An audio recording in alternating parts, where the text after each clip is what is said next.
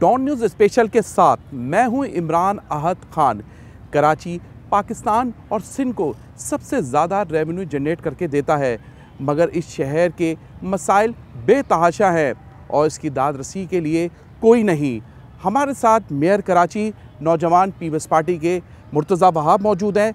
इनसे मसाइल के हवाले से और कुछ मौजूदा सियासी सूरत हाल के हवाले से भी सवाल करेंगे। अस्सलाम वालेकुम। वालेकुम अस्सलाम। सबसे पहले तो मुर्तज़ा वहाब साहब ये बताइएगा, सबसे ज़्यादा जो अहम मसला है कराची का है वो है तजावज़ात, जो रोडों पे भी हमें नज़र आ रही है, फुटपाथों पे नज़र आ रही है।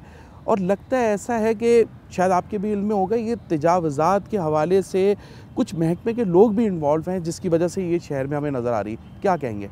इमरान, मैं इत्तफ़ाक़ करता हूँ कि कराची शहर के अंदर जो KMC का डोमेन है, जो KMC की जुरिसडिक्शन है, उसमें कोई लगभग 106 सड़कें आती हैं। और अगर आप बाय एंड लार्ज उन 106 सड़कों को जाके विज़िट करें तो वहाँ पर रोड कंडीशन या स्ट्रीट लाइट्स इतना बड़ा प्रॉब्लम नहीं है। हमारे लिए सबसे बड़ा चैलेंज यही है कि सड़क बना दी गई, लेकिन सड़क के ऊपर जो है वो गाड़ियाँ डबल ट्रिपल पार्क हो जाती हैं। वो पार्किंग माफिया है।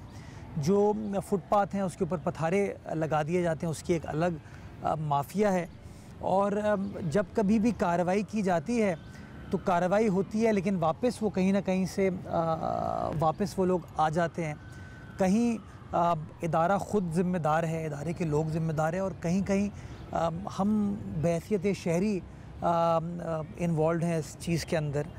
कोशिश कर रहे हैं कि इन तजावज़ात का एक सस्टेनेबल हल कराची शहर के अंदर तलाश करें और वंस एंड फॉर ऑल इन मामलात को हल किया जा सके। एक दूसरी चीज़ इमरान, मैं समझता हूँ, और अगर जिस तरह हमारी गुफ्तगू आगे बढ़ेगी, मैं समझता हूँ कि जो ओवरऑल एग्जीक्यूटिव रिट है शहर के अंदर ना, वो सिवियर तरीके से कॉम्प्रोमाइज़ हो चुकी है for a number of reasons.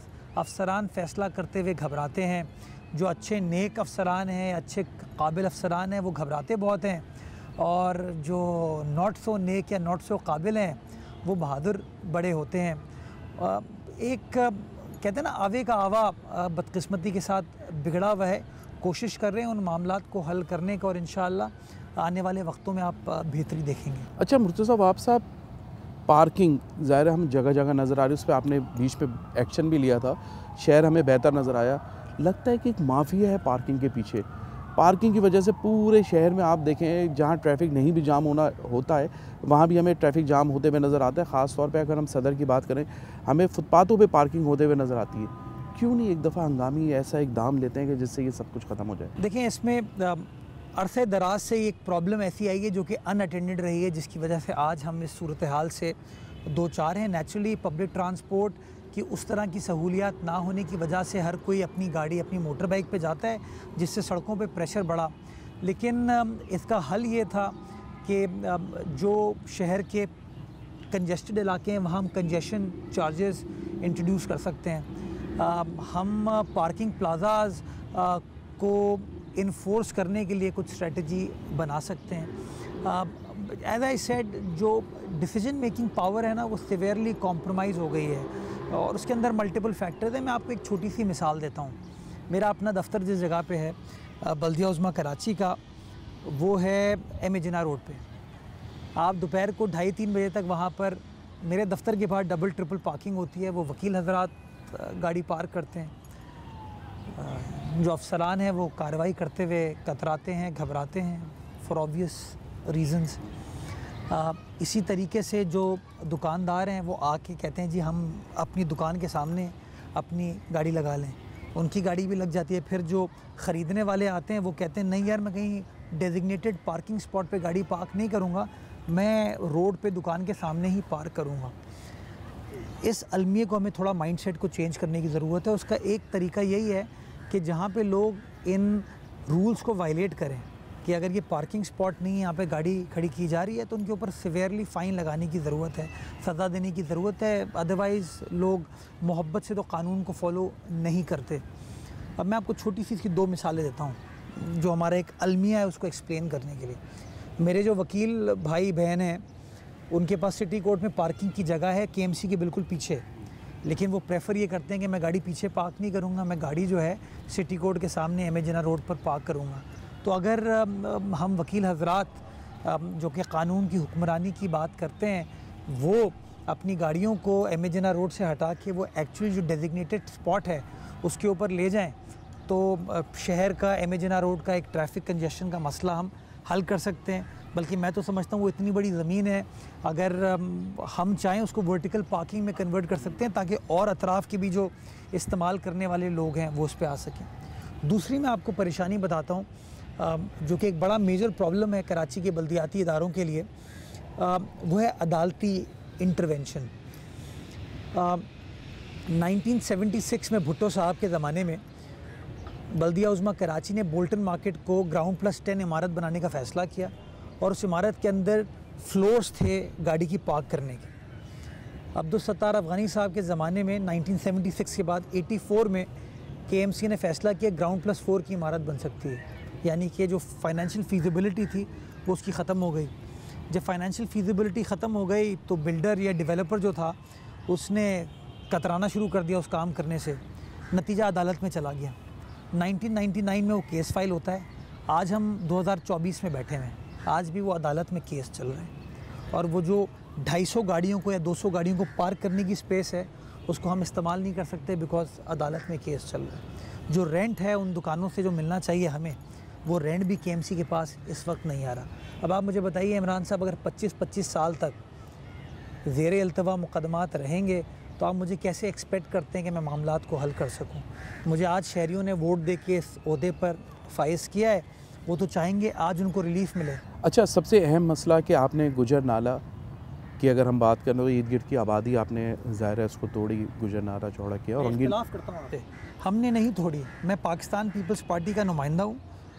गुलजार अहमद साहब, चीफ़ जस्टिस ऑफ पाकिस्तान गुलजार अहमद साहब के अहकामात पर उन तजावज़ात को गिराया गया था। हमने स्टैंड लिया था, हमारे एडवोकेट जनरल ने भी और हम लोगों ने बहसीत काबीना के अरकान के स्टैंड लिया था कि हमें गरीबों से उनकी छत नहीं छीननी चाहिए, चाहे नस्ला टावर हो, चाहे गुज्जर नाला हो, औरंगी नाला हो, महमूदाबाद नाला हो।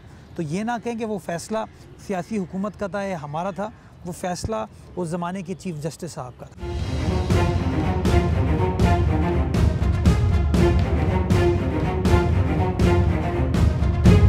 अगर हम कहें कि KMC या बल्दिया उज़्मा कराची सबसे बड़ा इदारा है शहर का, मगर उसकी रिकवरी की अगर हम नज़र डालें, रिकवरी पे तो हमें ज़ीरो नज़र आता है। तो ज़ाहिर है आपको एडमिनिस्ट्रेटर के दौर में भी मौका मिला है, अभी आप मेयर कराची भी हैं और आइंदा पाकिस्तान पीपल्स पार्टी की 5 साल के लिए हुकूमत भी बनने जा रही है। ऐसे ही रहेगा ये रिकवरी के लिए कोई ऐसे इकदाम करके जाएंगे जो आने वाला है उसके लिए भी? आपने बड़ा अच्छा सवाल पूछा और मैं समझता हूँ माजी में फुकदान कराची शहर में ये रहा कि जो भी नाजिम बना, कराची का मेयर बना, उसका फ़ोकस ये था कि मैं सूबाई हुकूमत से, वफाकी हुकूमत से पैसे ले लूँ और ख़ुद अपने रिसोर्स को बेहतर ना करूँ। तो हमने 2 चीज़ें की। एक तो इमरान, मैं आपको फ़िगर कोट करना चाहूँगा कि वसीम अख्तर साहब का जो आखिरी साल था एज़ मेयर, यानी कि आखिरी साल उनकी जो पॉलिसीज़ के अख्ताम का टाइम था, उसमें पूरे साल में उनकी आमदनी हुई थी तकरीबन कोई 1.2 अरब रुपए KMC की अपनी। मैंने जो 6 महीने अभी गुजारे हैं, इस 6 महीने के अंदर हमने 950 मिलियन की आमदनी की है। यानी कि अगर इसी रफ्तार के साथ मैं चलता हूँ तो ईयर एंड पे इंशाल्लाह मैं कोई 2 अरब रुपए इकट्ठा कर पाऊँगा, यानी कि ऑलमोस्ट डबल मैंने KMC की अपनी आमदनी को कर लिया। एक तो तरीका ये है। दूसरा तरीका ये है कि जो कराची शहर में बड़े बड़े इदारे हैं उनसे आपको अपनी रिकवरी को बेहतर करने की ज़रूरत है। KPT और पोर्ट कासिम 2 बड़े हमारे इलाके हैं। इसी तरीके से हमारे यहाँ शहर में कोई 5 या 6 सनती जोन्स हैं, बट बदकिस्मती के साथ अगेन माजी में उनके साथ उस तरह की इंगेजमेंट नहीं हुई। तो मैंने उनके साथ इंगेज करना शुरू किया और मुझे खुशी होती है बताते हुए, और मैं तारीफ़ करूँगा कि मैंने KPT की मदद से ऑयल मार्केटिंग कंपनीज़ के साथ इंगेज किया, यानी कि PSO हो गया और जो इदारे हैं उनसे मैंने तकरीबन कोई टारगेट किया 50 करोड़ की रिकवरी का इस साल, और तकरीबन कोई 36 करोड़ रुपए इस वक्त हमारे अकाउंट में आ चुके हैं।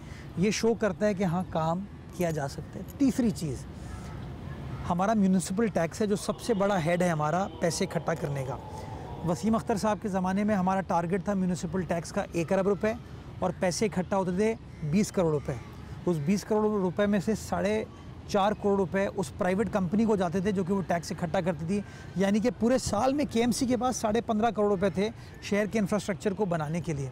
तो मैंने उस रास्ते को तब्दील किया। मैंने कहा जी अगर ये काम KMC खुद नहीं कर रही और किसी प्राइवेट कंपनी के ज़रिए ही करना है तो क्यों ना ये काम मैं के इलेक्ट्रिक के ज़रिए करूं, जो कि एक पब्लिक लिमिटेड कंपनी है जिसके अंदर वफाकी हुकूमत की शेयर होल्डिंग है। नेपरा उसको रेगुलेट करता है। उसके जो बैलेंस शीट है, अकाउंट्स हैं, वो पब्लिक डॉक्यूमेंट होता है। वो 20 करोड़ की आमदनी जो साल की थी वो इस इंटरवेंशन की वजह से तकरीबन कोई 4.5 अरब रुपए की हो रही थी। यानी कि 20 करोड़ और 4.5 अरब रुपए, आप अंदाज़ा लगा सकते हैं कि कितने हज़ार गुना KMC की आमदनी में इजाफा हो रहा था। और जो टैक्स का अमाउंट था इमरान, वो 5,000 रुपये से कम करके हम 200 रुपये पे ले आए थे और मिनिमम 50 रुपये पर ले आए थे। बट आपकी आमदनी चूँकि एक शफाफ तरीका था, चोरी चकारी उसके अंदर नहीं थी, तो शफाफ तरीक़ेकार की वजह से तकरीबन 4.5 अरब रुपये सालाना KMC के अकाउंट में आने थे। हुआ क्या, हाफिज़ नईम और रहमान साहब ने उस बात से इख्तिलाफ़ किया, जमात इस्लामी ने उस बात से इख्तिलाफ़ किया, अपोजिशन जमातों ने उस बात से इख्तिलाफ़ किया, उनका राइट है। उन्होंने इख्तिलाफ़ करते हुए मामले को अदालत में ले गए और 2021 में गालिबन वो स्टे ऑर्डर हुआ। आज तक अल्हम्दुलिल्लाह अल्लाह ताला के फजलो करम से वो स्टे ऑर्डर चल रहा है। अब आप मुझे बताइए इमरान कि आप मेरे हाथ पैर बांध दें और मुझे समंदर में आप धक्का दे दें और कहें कि बेटा तैर के दिखाओ, तो आप मुझे बताएं मैं कैसे तैरूँगा। जनरल इलेक्शन हुए, बड़े बड़े साइन बोर्ड में मैंने देखा है या बलाई गुजरगाहों पे या ब्रिजेस पे देखा कि सियासी जमात ने अपने इंतखाबी जो है वो बड़े बड़े बैनर्स लगाए हुए, पैनाफ्लैक्स लगाए हुए, इंतखाबी निशान के, बड़ी बड़ी तस्वीरें भी देखी आपने भी। मुझे इन्होंने कोई फंड वंड दिया, रिकवरी की है इनसे या एक रुपया भी इमरान नहीं दिया उन्होंने KMC को। और ये मैं बार बार कहता हूँ कि ये वो लोग हैं जो अपने आप को कहते हैं हम मसीह हैं इस शहर के, जो अपने आप को कहते हैं हम इस शहर के मामलात को हल करेंगे।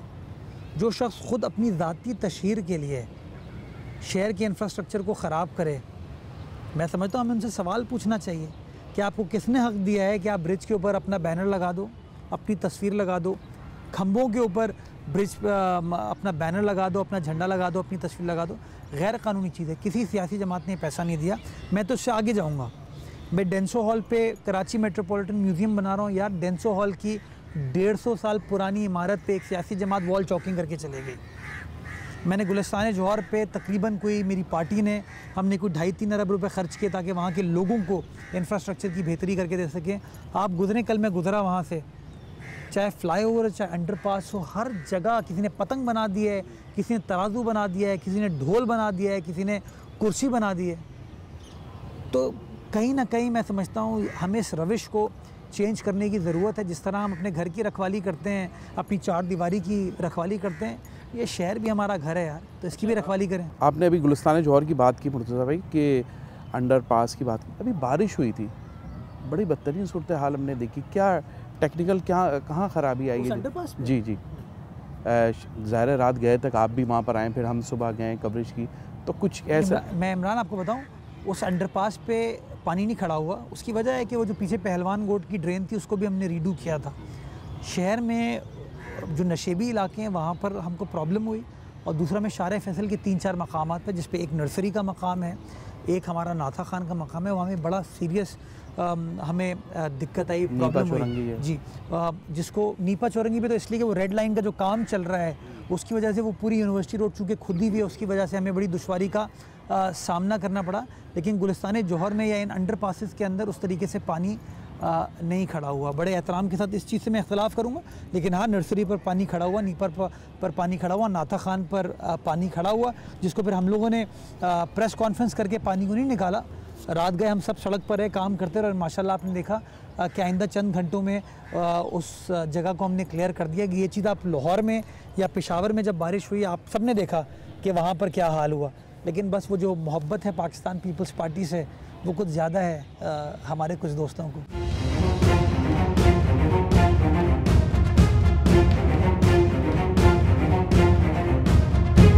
अच्छा, हाफिज़ नईम साहब की थोड़ी सी बात कर लें। ज़ाहिर जनरल इलेक्शन में आप ज़्यादती करें उनसे यार, थोड़ी क्यों बात करें, इतना बड़ा आदमी है माशाल्लाह वो यार। तो हाफिज़ भाई, सर नईम भाई, वी ऑल लव यू यार। अच्छा, उनका ज़ाहिर अभी पहले तो इलेक्शन से, जनरल इलेक्शन से कबल उन्होंने कहा अदम एतमाद की तहरीक लेके आएंगे। अब प्रेस कॉन्फ्रेंस भी की थी, खैर वो तो ज़ाहिर जनरल इलेक्शन आ गए। जनरल इलेक्शन में वो गए, PS 129 से भी जीते, उन्होंने रिज़ाइन देने का ऐलान भी कर लिया। इधर से आप मेयर भी नहीं बनने दे रहे उनको, तो ज़्यादती तो हो रही। यार ये फैसला मुझे नहीं करना है, तो आवाम को करना होता है ना। ये मुझे समझ नहीं आती कि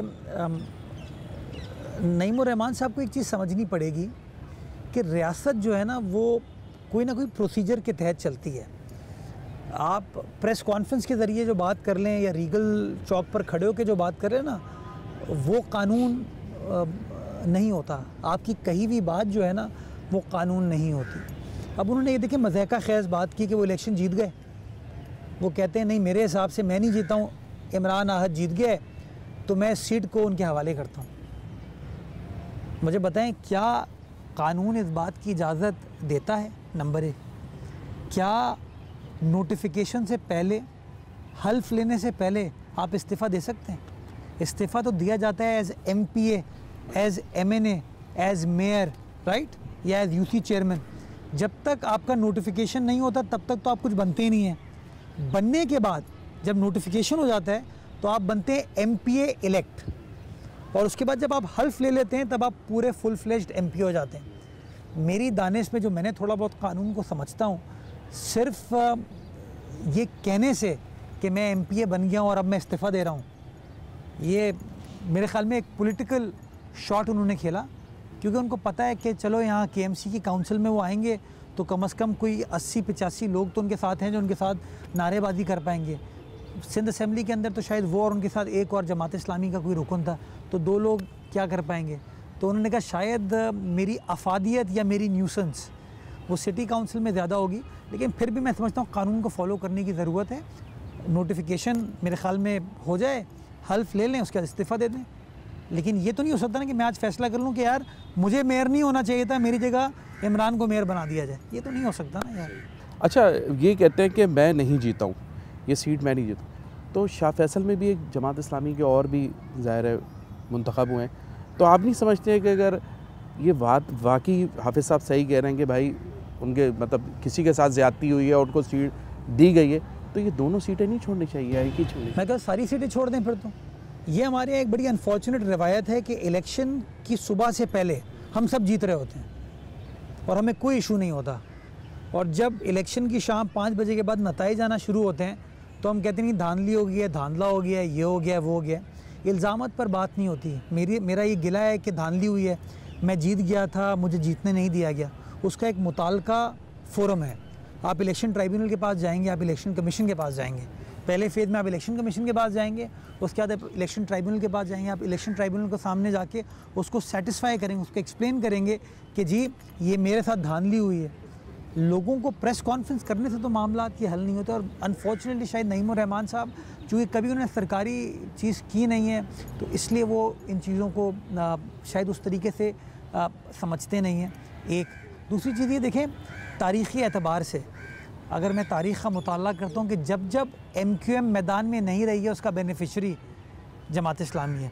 1979 में, 1983 में जीते, तब तक MQM मार्ज़े वजूद में नहीं आई थी। 87 में बल्दियाती इंतखाबात हुए, 88 में, 90 में, 93 में, 97 में जनरल इंतखाबात हुए, जमात इस्लामी आपको कहीं नज़र नहीं आई। 2001 में बल्दियाती इंतखाबात होते हैं, मुत्तहिदा कौमी मूवमेंट बाइकआउट करती है, नेमतुल्लाह साहब शहर के नाज़िम बन जाते हैं। 2005 में MQM इलेक्शन लड़ती है तो हार जाते हैं। 2015 में जमात पूरे ज़ोर शोर से इलेक्शन लड़ती है, वो हार जाती है। 2023 में मेरा तो मानना ये है कि MQM के बॉयकॉट करने से सबसे बड़ा फ़ायदा जो है वो जमात इस्लामी को हुआ, लेकिन बदकिस्मती के साथ वो जमात इस्लामी और MQM वो इल्ज़ाम हमारे ऊपर लगा देते हैं, लेकिन आखिर में मुझे लगता है आपस में कोई अंडरस्टैंडिंग हुई भी है यार कि कुछ टेन्योर्स तुम लोग गुजार लो, कुछ के लिए हमें भेज दिया करो। सही। अच्छा, ये फॉर्म 47, 45 ज़ाहिर है कानूनदान भी हैं, बैरिस्टर भी हैं, क्या है हर जगह ये डिस्कस हो रहा है, हुआ क्या है ये हर जगह डिस्कस नहीं होना चाहिए, ये इलेक्शन ट्राइब्यूनल के सामने डिस्कस होना चाहिए।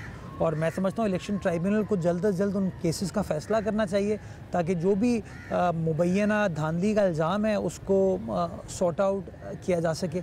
ये मामला जो है मैं और आप यहाँ जहांगीर पार्क पे बैठ के तो हल नहीं करेंगे, ये मामला ट्राइब्यूनल के सामने हल होगा। ट्राइब्यूनल के सामने लेके जाएं, आपके पास जो एविडेंस है जिसके बेसिस के ऊपर अपना पॉइंट आप कन्विंसिंगली आर्ग्यू करते हैं कि जी धांधली हुई है, वो फॉर्म 45 आप दिखाएं और उसके बाद जो जज साहब बैठे हुए हैं वो उसका फैसला करेंगे।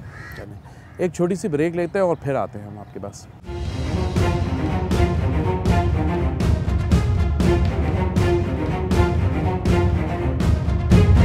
अच्छा, मैं ज़ाहिर जनरल इलेक्शन हो गए और थोड़े से सियासी हवाले से मैं आपसे बात करना चाह रहा हूँ। ज़ाहिर आप थोड़ा सा नहीं पूरा कर लें। अच्छा, जनरल इलेक्शन हो गए।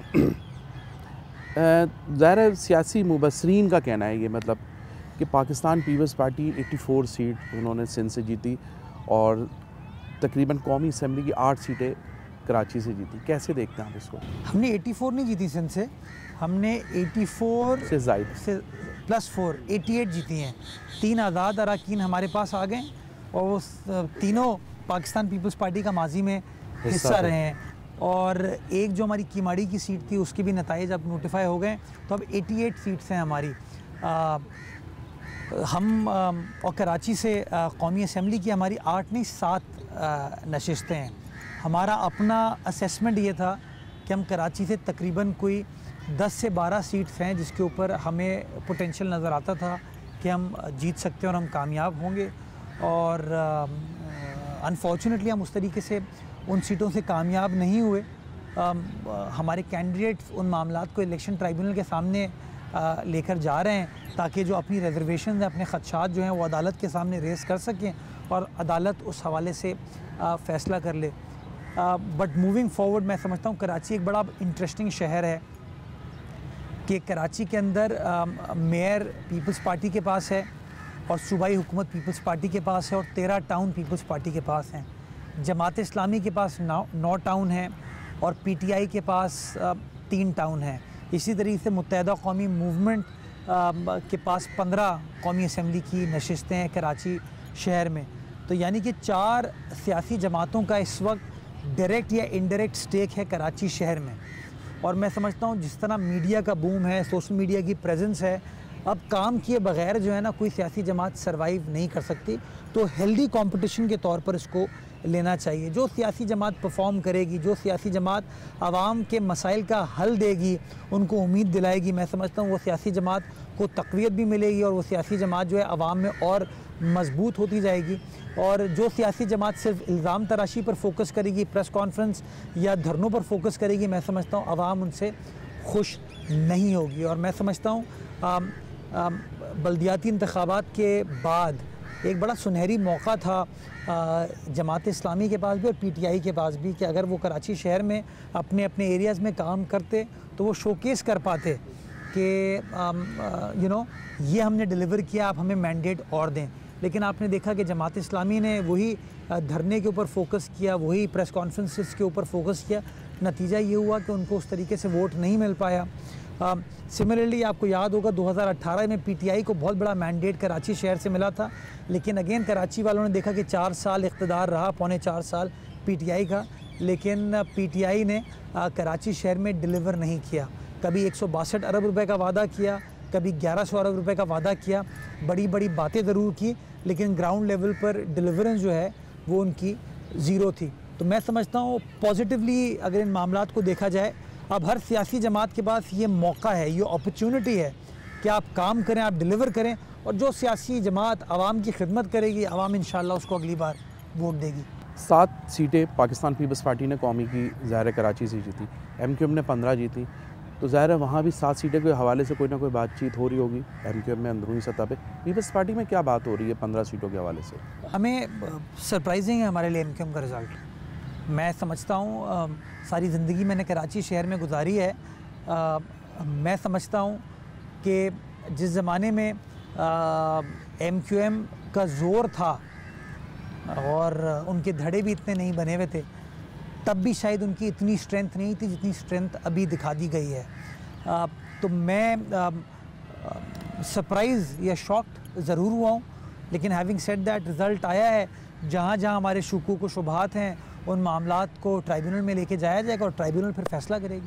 अच्छा, ये अगर हम क्लिफ्टन की बात करें, क्लिफ्टन में मिर्ज़ा इख्तियार बेग पाकिस्तान पीपल्स पार्टी से जीते हैं। ज़ाहिर नीचे की दोनों सीटें ज़ाहिर है आपको पता है आज़ाद उम्मीदवार वहाँ से मुंतखब हुए हैं।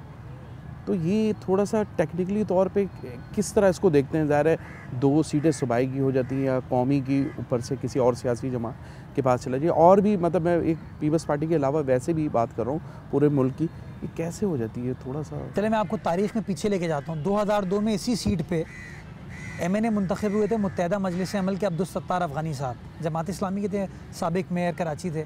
2002 में वो जीते थे और उस ज़माने में PS 112 113 इस सीट के नीचे होता था। दोनों सीटों से MKM जीती थी। तो उस वक्त क्या अफ़गानी साहब ने धांधली की थी या MKM ने धांधली की थी? बहुत सारी आपको ऐसी मिसालें मिल सकती हैं कि NA का रिज़ल्ट और PS का रिज़ल्ट उस तरीके से कॉरस्पॉन्ड नहीं होता। इसी तरीके से आप कराची कुछ और डिस्ट्रिक्ट्स में जाएंगे कि NA पे MKM जीत गई है और PS के ऊपर जो है PTI जीत गई है। तो ये कभी कभार इस तरह की चीज़ें हो जाती हैं। हैविंग सेड दैट, अगेन इस मामले का हल या जहांगीर पार्क पे बैठ के हम नहीं करेंगे। ट्राइब्यूनल मौजूद है। ट्राइब्यूनल में आई थिंक खुर्रम शेर ज़मान साहब ने शायद केस भी दायर किया है। ट्राइब्यूनल इस बात का फ़ैसला करेगा। हम तो ये समझते हैं कि 2008 में इख्तियार बेग साहब बीबी की शहादत के टाइम पे ये सीट जीत गए थे और अनफॉर्चुनेटली उस ज़माने में जो मैनेजमेंट की गई थी, हमसे हमारी ये सीट छीन ली गई थी। अच्छा, ज़ाहिर है वफाकी हुकूमत बना रहे हैं आप लोग, और वफाकी हुकूमत में अहम तरीन अहदे भी ज़ाहिर है सदर पाकिस्तान, सेनेट के चेयरमैन, डिप्टी स्पीकर कौमी असम्बली, सब अहम अहदे हैं जो आपके पास आ रहे हैं। वहाँ MKM भी ज़रा वफाकी हुकूमत का साथ दे रही है या उसके साथ जा रही है, तो किस तरह देखते हैं? MKM तो हुकूमत का साथ देती है। मुझे कोई आप एग्जांपल दे दें कि उन्होंने हुकूमत का साथ ना दिया हो? 88 से लेके आप 2024 तक आ जाएं, जिसकी हुकूमत है उसके साथ पतंग है। तो सिंध में भी ऐसे कुछ होगा या सिंध में मुश्किल है? देखिए, सिंध में मेरा अपना मानना ये है कि MKM को सूट नहीं करता कि वो पीपल्स पार्टी के साथ बैठे। उनकी जो सियासत है वो है ही तफरीक की, उनकी सियासत है ही इल्ज़ामात की कि पीपल्स पार्टी जो है वो कराची शहर की खिदमत नहीं कर रही है, कराची शहर के मसाइल हल नहीं कर रही। तो अगर वो हमारे साथ बैठ जाएंगे तो मेरे ख़्याल में वो अपनी वो जो सियासत करने की कोशिश करते हैं ना, वो कर नहीं पाएंगे। दूसरी बात, मैं इस बात को वाज़ेह करना चाहूँगा कि हम वफाकी हुकूमत का हिस्सा नहीं बन रहे। हम कोई वजारत, कोई हुकूमती ओहदा नहीं ले रहे। हम आइनी ओहदों के ऊपर हमने फोकस किया हुआ है। आइनी ओहदे ले रहे हैं और इसलिए ले रहे हैं क्योंकि हम समझते हैं कि पहला राइट उन ओहदों के ऊपर हमारा है। जैसे सदर मुमलिकत का इलेक्शन जो होता है वो अगेन नेशनल असम्बली, सेनेट और चारों सूबाई असम्बलियों से वोट लेना होता है। मेरे ख़्याल में अगर वाहिद सियासी जमात जिसकी चारों सूबों में सेनेट में प्रेजेंस है वो पाकिस्तान पीपल्स पार्टी है। तो अगर कोई ऐसा उम्मीदवार ग्राउंड पर मौजूद है जो कि वफाक की सही मानों में नुमाइंदगी कर सके, वो आसिफ अली जरदारी साहब है और मैं समझता हूँ उनसे बेहतर कैंडिडेट हो नहीं सकता। इसी तरीके से सेनेट के अंदर अभी 11 मार्च को जब ये टेन्योर ख़त्म हो जाएगा, जो अगला इलेक्शन होना है उसमें आई थिंक वाज़ेह तौर पर नंबर 1 पार्टी जो है सेनेट की जो इत्तेहादी बन रहे हैं गवर्नमेंट कोलिशन का, वो पाकिस्तान पीपल्स पार्टी होगी। तो इसलिए चेयरमैन सेनेट का ओहदा हमारे पास जा रहा है। बाकी स्पीकर कौमी असम्बली, चूँकि हम नंबर 1 पार्टी कौमी असम्बली की नहीं है तो इसलिए ना हमने उसका मुतालबा किया, ना हमें वो मिल रहा है।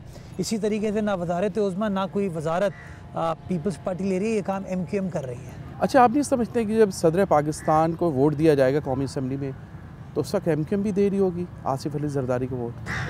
जी बिल्कुल दे सकती है, इसमें कोई हर्ज नहीं है। बिकॉज सदर पाकिस्तान का हुकूमत से कोई लेना देना नहीं, वो सिंबल ऑफ फेडरेशन है।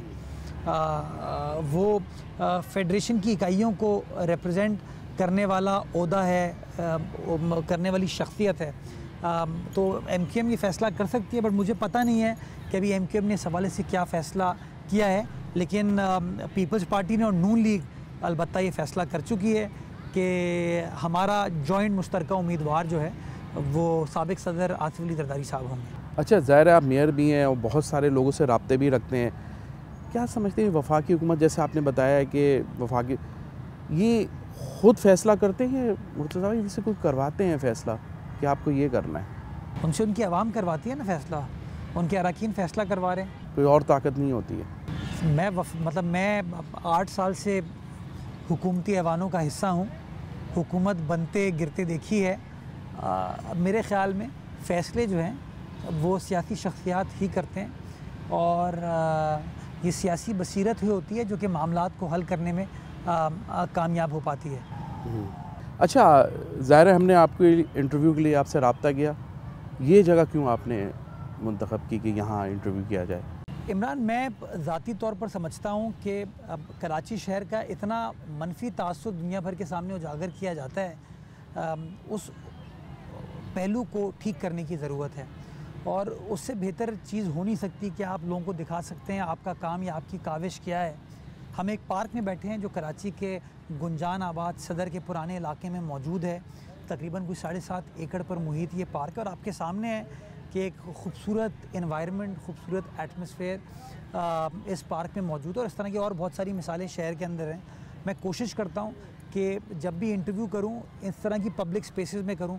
मैं प्रेस कॉन्फ्रेंस वगैरह भी आप देखेंगे मैं फेयर हॉल के बाग में करता हूँ, ताकि मैं लोगों को इन पब्लिक स्पेसेस की इम्पोर्टेंस को उजागर कर सकूँ। और मैं चाहूँगा कि अगले 3.5 सालों में और मज़ीद आप हमारे शहर की जो पब्लिक स्पेसेस हैं उनको बेहतर होते हुए देखेंगे, और मैं शहरियों से एक्सपेक्ट करूँगा कि इन पब्लिक स्पेसेस को लुक आफ्टर करने में, मेंटेन करने में वो हमारी मदद करें। अच्छा, बड़े ज़ाहिर इतनी करोड़ों 3 करोड़ से ज़ायद आबादी का शहर है कमोबेश, मेयर उसमें आप मुंतखब हुए हैं। आप क्या समझते हैं, ज़ाहिर खुशनसीबी लोग होंगे इनमें कि जो मेयर मुंतखब होते हैं किसी भी सियासी जमात से, किस तरह आप शहर को देखना चाहते हैं कि मैं 4 साल 5 साल के बाद शहर को मैं इस तरह देखना चाहता हूँ? मैं अभी हमारा शहर है केओटिक, मतलब जल्दी है, बदनज़मी है। मैं चाहूँगा कि शहर के अंदर ठहराव आए, शहर की रौनकें बहाल हों, लोगों के अंदर ये जो एक इनटॉलरेंस का लेवल आ गया है, सियासी चपकलेश और इन तमाम चीज़ों की वजह से ये टेम्परेचर डाउन हो। हम सब इस शहर से मोहब्बत करें, शहर को ओन करें, शहर की मालकी करें और शहर की आवाम की खिदमत कर सकें। शहर का पानी का मसला, सेवरेज का मसला, ट्रांसपोर्ट का मसला, मेजर इंफ्रास्ट्रक्चर की बेहतरी का, और इन पब्लिक स्पेसेस, इन 5 को मैं अपना डेवलपमेंट स्फेयर में टारगेट बनाना चाहता हूँ।